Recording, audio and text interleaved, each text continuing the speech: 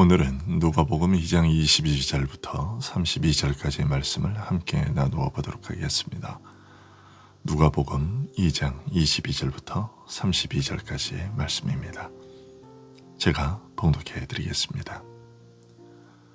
모세의 법대로 정결 예식의 날이 참에 아기를 데리고 예루살렘에 올라가니 이는 주의 율법에 쓴 바 첫 해에 처음 난 남자마다 주의 거룩한 자라 하리라 한 대로 아기를 죽게 드리고 또 주의 율법에 말씀하신 대로 산 비둘기 한 쌍이나 혹은 어린 집 비둘기 둘로 제사하려 함이더라. 예루살렘에 시므온이라 하는 사람이 있으니 이 사람은 의롭고 경건하여 이스라엘의 위로를 기다리는 자라. 성령이 그의 위에 계시더라. 그가 주의 그리스도를 보기 전에는 죽지 아니하리라 하는 성령의 지시를 받았더니 성령의 감동으로 성전에 들어가매 마침 부모가 율법의 관례대로 행하고자 하여 그 아기 예수를 데리고 오는지라. 시므온이 아기를 안고 하나님을 찬송하여 이르되 주제여 이제는 말씀하신 대로 종을 평안히 놓아주시는도다. 내 눈이 주의 구원을 보았사오니 이는 만민 앞에 예비하신 것이요 이방을 비추는 빛이요 주의 백성 이스라엘의 영광이니이다 하니. 아멘. 오늘 본문은 예수께서 출생한 지 40일째 되는 날에 레위기 12장의 정결 예식을 지키기 위해 예루살렘의 성전을 방문했을 때의 일을 전하고 있습니다. 레위기 12장 2절과 4절은 이렇게 규정하고 있습니다. 이스라엘 자손에게 말하여 이르라. 여인이 임신하여 남자를 낳으면 그는 이래 동안 부정하리니 곧 월경할 때와 같이 부정할 것이며 그 여인은 아직도 33일을 지내야 산혈이 깨끗하리니 정결하게 되는 기한이 차기 전에는 성물을 만지지도 말며 성소에 들어가지도 말 것이며 이 규례에 따라 예루살렘을 방문하게 되었던 것이죠. 그러나 원래 이 정결 예식은 사람들의 눈앞에 그들의 부패한 본성과 그 부패함을 치유하시는 하나님의 은혜를 보여주기 위해 제정된 것이었습니다. 이 정결 예법은 하나님의 은혜를 보여주는 증거를 내포하고 있기는 하지만 그 자체로 원죄를 증명해 주기에 충분하고도 남음이 있습니다.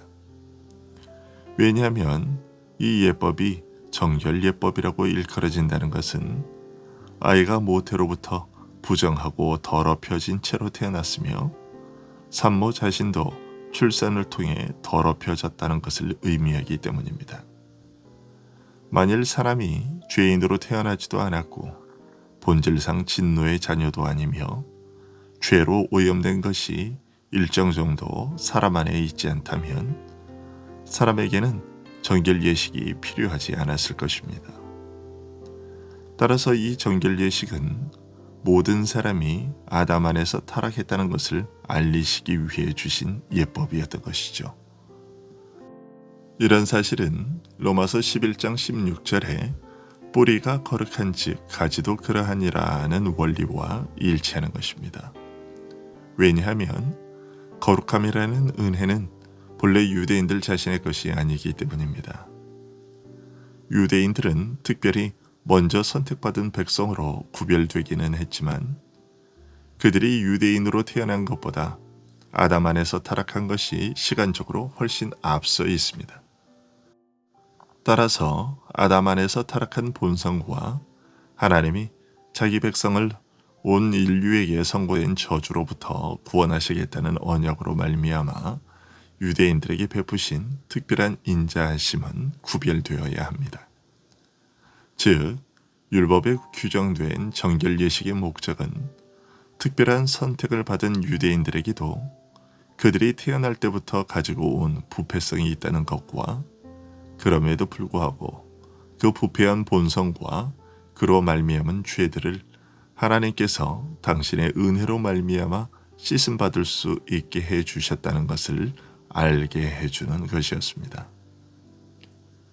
그리고 우리는 출산한 여인과 아기에게 이러한 정결 예식이 주어졌다는 것을 통해 죄에 오염되는 것이 자연의 올바른 질서를 훼손시킨다는 것을 알게 되고, 죄라는 것이 그만큼 두려운 일이라는 것을 깨닫게 됩니다. 하나님께서는 분명 아담과 하와를 창조하시고 그 둘을 한 몸 되게 하시는 혼인관계를 제작해 주셨습니다. 그것은 신성한 것이었습니다. 하지만 죄로 인해 그 신성함이 변질되어 기뻐하고 또 기뻐해도 모자랄 출산에까지 부정한 것이 스며들고 만 것이었습니다. 이처럼 아담의 원죄는 인간의 모든 영역을 오염시키고 말았습니다. 오늘 본문에 나오는 이 정결 예식이 알려주는 사실이 바로 이것입니다. 그런데 오늘 본문의 정결 예식은 마리아뿐만 아니라 그리스도까지 포함하는 정결 예식이었습니다. 우리말 성경에는 표현되어 있지 않지만 원어를 보면 그들의라는 말이 있기 때문입니다. 여기에서 우리는 한 가지 질문을 하게 됐죠. 그리스도께서는 베드로전서 1장 19절의 말씀대로 흠없고 점없는 분이셨는데 왜 정결 예식을 받으셨는가 하는 것입니다. 그 이유는 우리를 위하여 십자가 위에서 저주를 받게 되어 있었기 때문에, 다시 말해서 우리의 유익을 위해 율법의 죄책과 관련된 우리의 부정을 친히 짊어지셨기 때문에 정결 예식을 받으셔야 했다는 것입니다. 즉, 예수 그리스도는 십자가에 달리셨을 때에만 우리의 죄를 대신 짊어지신 것이 아니라 성령으로 마리아의 몸에 잉태되는 그 순간부터 이미 우리의 죄를 대신 짊어지신 존재로서의 삶을 사셨다는 것입니다.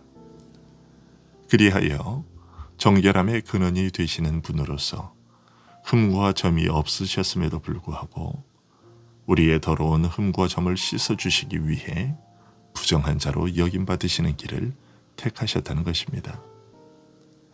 이런 사실은 우리가 그리스도의 은혜를 얼마나 깊이 생각해야 하는지를 일깨워줍니다.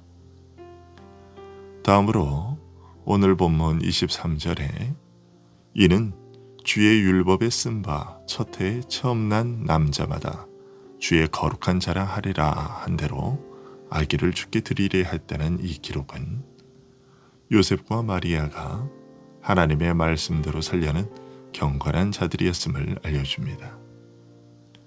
24절을 보면 그들은 값비싼 예물이 아닌 비둘기로 예물을 드릴 수밖에 없는 형편이었음을 알게 됩니다.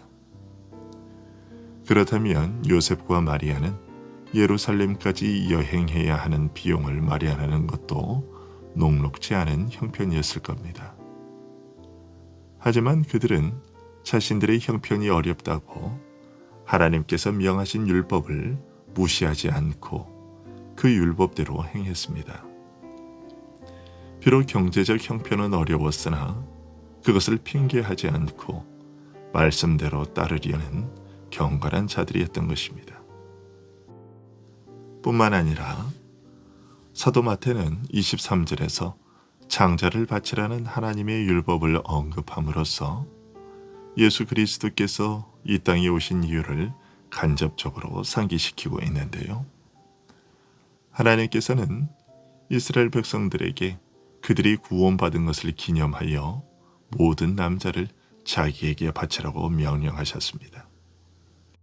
이것은 하나님의 사자가 애굽의 모든 장자를 죽일 때 이스라엘 백성의 장자들은 죽이지 않고 살렸기 때문이었습니다.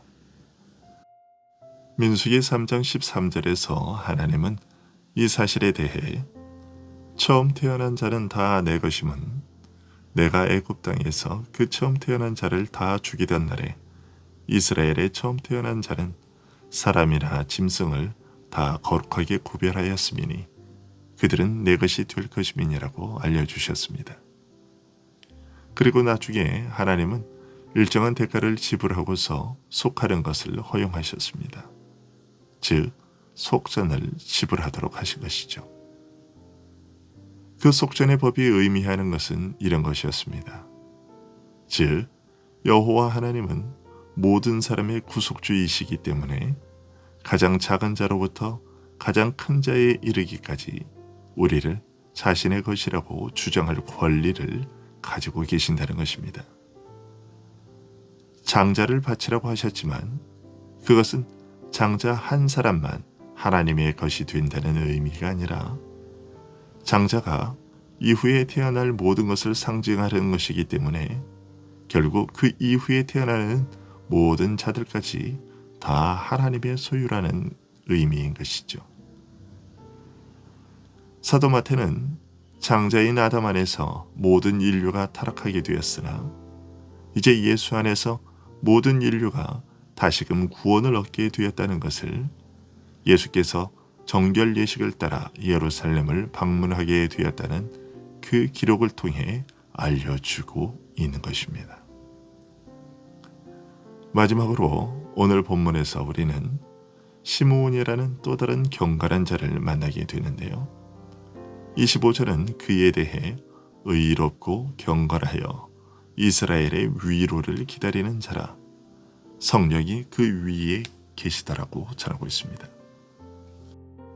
이것은 모든 성도들에게 임하는 성령의 임재를 넘어 26절에 성령의 지시를 받았더니 라는 설명처럼 성령의 특별한 계시를 받았던 자였다는 말입니다. 그가 받은 계시는 주의 그리스도를 보기 전에는 죽지 아니하리라는 것이었으며 하나님은 그에게 주신 계시대로 정결 예식을 행하기 위해 성전에 오게 된 아기 예수를 만나게 해주셨습니다. 시므온은 마리아의 품에 안겨 성전에 오게 된 아기 예수가 그리스도라는 것을 성령의 감화를 통해 알게 되었고 내 눈이 주의 구원을 보았다고 고백했으며 그것으로 이제는 편안하고 기쁜 마음으로 죽음을 맞이할 수 있게 되었다고 말했습니다. 시므온의 이러한 고백은 그리스도 안에서 온전히 이루어진 우리의 구원을 바라볼 기회가 주어진 지금의 우리들에게는 평안을 누리게 해줄 수 있는 일들이 얼마나 더 풍성하게 공급되고 있는지를 알려줍니다.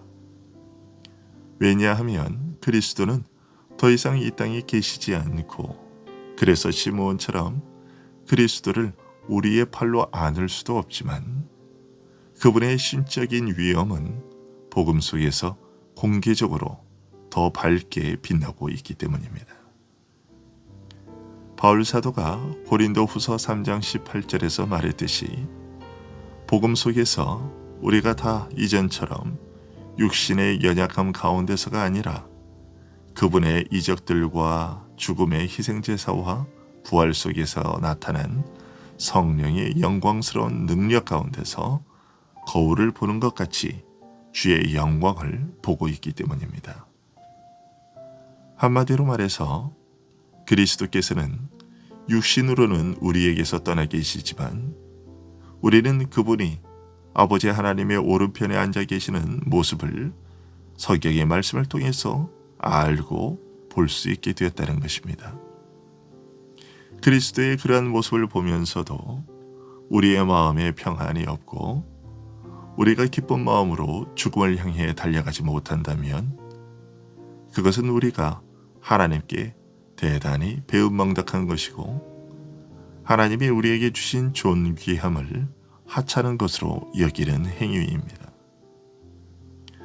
하나님께서는 하늘나라의 비밀한 일들을 그리스도께서 가져오신 구원의 그 큰 일을 이전에 경건한 자들에게 보여주셨던 것보다 지금의 우리에게 더 풍성하게 보여주고 계십니다.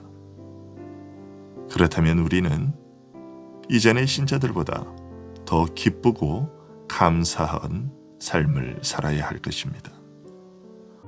오늘 하루가 아니 우리의 매일이 평안과 기쁨과 감사로 채워지는 날들이 되기를 소원합니다. 기도하겠습니다.